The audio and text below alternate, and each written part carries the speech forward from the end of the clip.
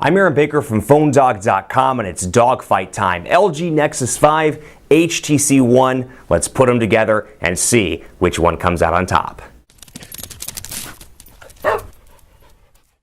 It's a dogfight battle between two hot high-end Android phones, and I know I start almost every video saying that, but that's really the case these days. There's some great phones to choose from. It's becoming less and less of a spec battle and more what does the whole package offer? What's the ecosystem here? Or it's far less of a spec battle than it's ever been in my time of working in mobile, which is 10 years. Actually, as of September, was 10 years. This time around, the Nexus 5 versus the HTC One, two very high-end Android phones that are very popular in their own rights, continually rank well on PhoneDog's official smartphone rankings. We're going to put these head-to-head and see which one comes out on top. Before I get too far into the dogfight battle, I want to thank our partners at Best Buy Mobile. They give us devices like the Nexus 5, like the HTC One, that we give away to you for free on the site at PhoneDog.com, so check that out. When you walk into Best Buy Mobile, you'll walk out working regardless of which phone you get. They'll help you set up your email, your internet settings, all that stuff, so when you walk out the door, you're good to go.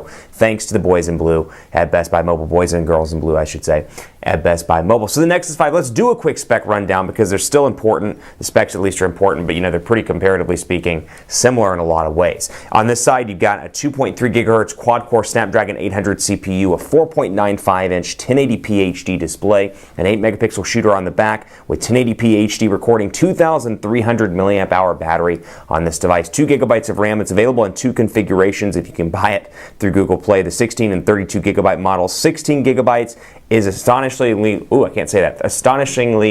say that 3 times fast, price point of $349. The 32 gigabyte version is $399, so incredibly low price for an unlocked device. And not just that, with quad-core Snapdragon 800 CPU, 2 gigabytes of RAM, a nice amount of internal storage, and Android 4.4 KitKat pre-installed out of the box here. It's a vanilla version of Android, I should point out, but KitKat is here out of the gate on the Nexus 5. It also has 4G LTE connectivity and works on AT&T, Sprint, and T-Mobile in the States. On the HTC One side, you're packing a 1.7 gigahertz quad-core Snapdragon 600 CPU, a 4.7-inch 1080p HD display, a 4 ultra-pixel camera on the HTC One on the back with 1080p HD recording and some unique camera features we'll talk about a little bit later in the video. It's got a 2,300 milliamp hour battery, 2 gigabytes of RAM, and then 4G LTE connectivity as well. It's available on Verizon, AT&T, Sprint, and T-Mobile in varying colors. Best Buy has it exclusively in blue, and then HTC, depending on what carrier you're on, Sprint, for example, has it in red, and all the carriers, with the exception of T-Mobile, have it in silver and in black. At least as of right now, T-Mobile just has it in silver, to my knowledge. But Android 4.3 running over here. They're rolling out Android 4.3 on the HTC One select models. This is Android 4.3, as you can see right here. On the HTC One, this is the Sprint version that I'm rocking and rolling over here, and you can see software information, 4.3 with Sense 5.0. So it is running a user interface atop, or a user experience, if you will, atop Android 4.4, 4.3, Jelly Bean, KitKat. Let's take a look at the hardware and start everything off. Now, first of all, it's important to keep in mind this is the latest iteration in Google's Nexus line of devices. They have tablets, they have smartphones. This thing is $349 unlocked. It's a huge win for a lot of different people. Maybe you lost your phone, you're looking for a replacement, and you don't want to spend $700 for a Galaxy Note 3 or $600 for an LG G2, etc., etc. The Nexus 5 may be an awesome device for you, but not just as a replacement device. It's a great starter device as well for a lot of different people. While I still say the vanilla Android lacks some of the ecosystem stuff as a whole that you get with HTC, with Samsung, with LG, you still have a lot to like here. And at $350, it's kind of one of those things where you're like, hey, I don't care if it doesn't have all the ecosystem goodies, or the S Pen goodies, or the TouchWiz goodies, or the Sense goodies, or the LG goodies. I'm just going to do it because it's $350. The downside here is the carrier pricing scheme is still against the Nexus 5's favor. You see this device at Sprint stores and online, Best Buy, for example, for $149. It's $350 full retail. You see this for $149. You see this for a similar price point rather, but full retail, this thing's going to run you anywhere from $450 to $600. So there's a little bit of a disconnect between full retail versus contract price, and I think that hurts the Nexus, at least in carrier retail stores. But anyway, design-wise, you got your volume rocker over on the left spine, power button on the right spine with your micro SIM card slot down here below the power button. 3.5mm headphone jack up top, micro USB charging port down at the bottom with your speakers, and there's a headphone jack I was talking about. And on the back, you've got your 8-megapixel camera. A soft touch back here, definitely a matte back. It does pick up a fingerprint here and there, but nothing too crazy. and all on the back of the device, and speakers down here at the bottom. So really a nice device, 5-inch display, big enough for content consumption, not too big. You can't fit it in your pocket, so it's going to be great for a lot of different people. HTC One over here, very similar boom sound speakers as you can see on this side, and for the life of me, I cannot figure out why more OEMs don't do this. It seems to be a great option here to have your speakers on the front because you watch your device and you listen to it in most cases like this. You're watching a YouTube video, for example, perhaps this video on the HTC One, you're probably watching it like this, and you get the phone turned towards you. It's nice to have the speakers there as well so you can get optimal sound. On the back, you've got your camera. Metal body construction here, really beautiful device. Volume rocker over on the right side, micro SIM card slot on the left side. Power button up top, along with a 3.5mm headphone jack. Now, it's important to note that the power button doubles up on this device as an IR blaster as well for their TV application. And down at the bottom, slightly off center, a micro USB charging port. 2,300 milliamp hour battery here, as is over here. Keep in mind, though, both of these are non-removable batteries. So when you die, or when the battery dies, it dies.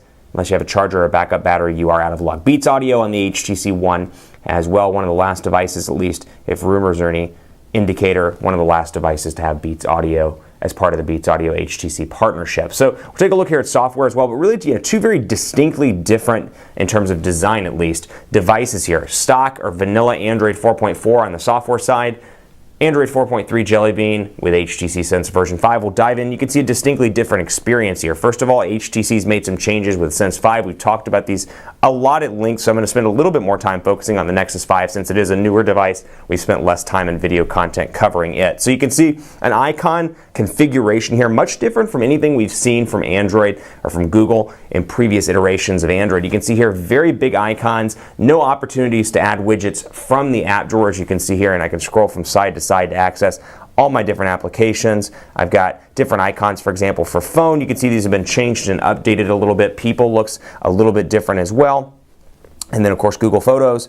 You've got Percent Enabler, which is a little hack that I did as part of and actually you don't have to root the device. It's a little hack where you can enable a battery percentage. The downside is it's white. So obviously when it goes up against the white battery area, if you will, it's hard to see the number until it gets pretty low, but still kind of a tweaked physical battery percentage indicator there. But you can see the applications here, a little bit different look and feel in terms of pressing and holding. You got your wallpapers, your widgets, and your settings there. This is how you access all of your home screens and access your widget opportunity. So you can see widgets here as well. Typical Google widgets. Over here, on the other hand, you got where you press and hold the home screen. I can access my widgets, my apps, or my shortcuts. A little bit different though. I have to go into the menu or the settings to access my wallpaper. I have to go to the personalize area here and take a look at the wallpapers right here. So a little bit of a different configuration on both of these devices. Sense 5 is by far the best iteration of HTC Sense. Huge improvements here, and one of my favorites I actually find particularly useful. I don't have it installed on the demo device, but is Blink Feed. It's a great opportunity because you can come in here and get started, for example, and I can integrate my Facebook, my Instagram, my LinkedIn, my Twitter,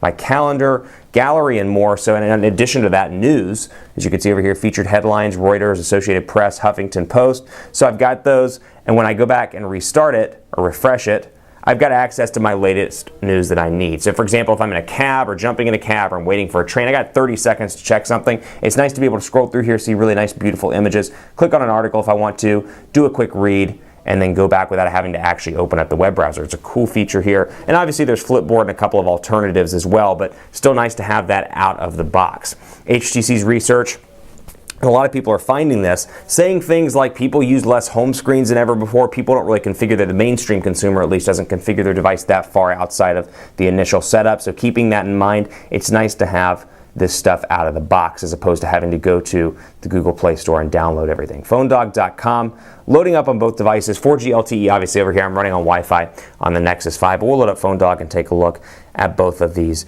devices. 4.95-inch display, so just under 5 inches. 4.7 over here. I've always found the HTC One's display to be just a smidgen small in day-to-day use. I find 5 inches for me personally to be a nice little sweet spot. Some people prefer larger, some people prefer smaller. Obviously with iPhone 5S on one end of the spectrum, and the next, for example, the Sony Xperia Z Ultra on the complete opposite end of the spectrum. So depends on what you like. That said, they're both very pocketable devices. I like the HTC One's curved look and feel here. I think it's a little bit easier to fit in a pocket, and likewise a little bit easier to hold up to your ear just because it curves up against your hand. So from an ergonomic standpoint, I find this to be incredibly useful. But overall, both of these devices are fast, despite this having a Snapdragon 800 CPU and this having a Snapdragon 600 CPU. In part 2, we'll continue our discussion on software. We'll run some tests and take a look at the cameras to see which one of these devices comes out on top. Let's try talking today, Aaron. On top. Stay tuned for part 2 of the Dogfight.